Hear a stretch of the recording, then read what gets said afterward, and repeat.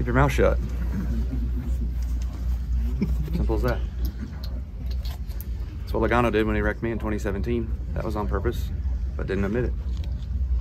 Do you know what you can do on, do you know like what NASCAR considers a racing incident versus what they've done after, just to give a good feel?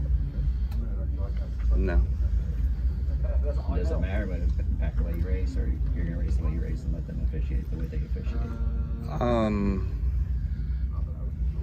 Yeah, I mean, I just try to focus on me and race how you're supposed to race, and hope that you don't have issues that come up with other drivers, but occasionally you do, and you handle them as you feel like you need to when that time comes.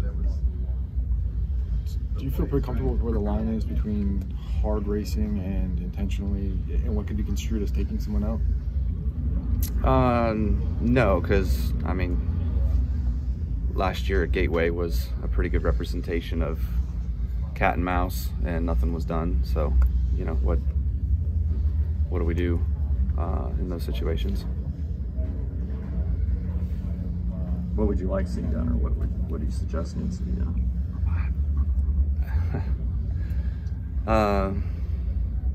Drivers to be more ethical and take responsibility for their actions, and just race hard. And if you make a mistake, like, okay, fine, I get it, but you know, when you intentionally drive over somebody because they made a move on you or something that you didn't like, then, you know, you're gonna get punched in the face afterwards. You're from an era where, like, you raced against guys like Mark Martin, who had a really good reputation, and others. That's the key part. Now you're going down the right path, is we have completely lost any sense of respect in the garage area between drivers at all. And that's where the problem lies, is nobody gives two shits about anybody else. And it's just a problem where everybody takes advantage of everybody as much as they can. We're all selfish, granted. But there was an etiquette that once did live here. Mark started it. I think Tony really lived by it. I think Jeff lived by it. Bobby Labonte, you know, Rusty for the most part, Dale Jarrett for sure, you know. So, I mean, it did exist. That's gone. You have many other things on your mind and on your plate, so I understand that. But as a two-time champion, you certainly have, you know, potential power over the garage, or, you know, can put your sway over it. So is it not part of your role to try to do something like that, or is it like, hey, that should be NASCAR's role, it shouldn't have to be relied upon? I mean, you mentioned a bunch of drivers, but, you know, maybe people look up to you in that sense in the garage. I've tried to talk to guys, they don't listen. Okay. So I've lost interest in talking to them. I had a teammate that I talked to, a kid that raced for me for 2 years in the truck series real recently, who I got into it last week with, and tried to talk to him about those exact same issues. And lo and behold, it happened to me 3 races into a new year somewhere else, you know. So I'm done talking to them. They don't listen. You feel like it just goes outside, one goes in 1 year, right now the others wasn't even worth your guys' time? Yeah. So that's the point.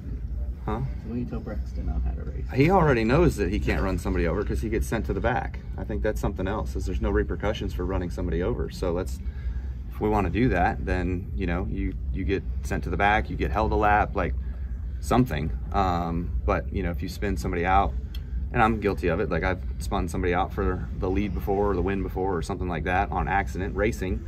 But if it happens, then you get sent to the back. You know, caution comes out, you go to the back. There's no repercussions for that right now. So that's the old short track adage, and how these kids learn when they're growing up. Maybe we need to implement that here. Kevin talked about working with the car store and trying to implement that a little bit more. So you implement what?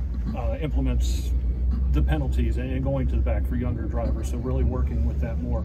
You believe that will actually make a change, working with them, getting drivers to understand that you can't do this? For as hard as it is to pass and try to come back through the field at some of these places, yeah, I think that would send a message. At least that's a good starting point. You mentioned that the guys that had the respect and handled themselves in the manner that you described, when did that start to fade? Was that when they started retiring, or is there something that you can go back to that you can say this is where this started to change, delivering us to where we are now? As those guys started to retire and diminish and leave the series, and new guys come in, they never got that taught that philosophy or sat down and explained that philosophy. I did. I remember a conversation myself and Tony Stewart had, actually 2 of them. And so, you know, that was the time when I kind of learned and got a good sense of it. But yeah, I mean, blame it on me, sure. I'm not taking the initiative to fix it and talk to all these younger drivers, even though I've talked to probably 14 of them that have come through KBM, and some of those guys have done a good job, relatively speaking, and others one ear out the other.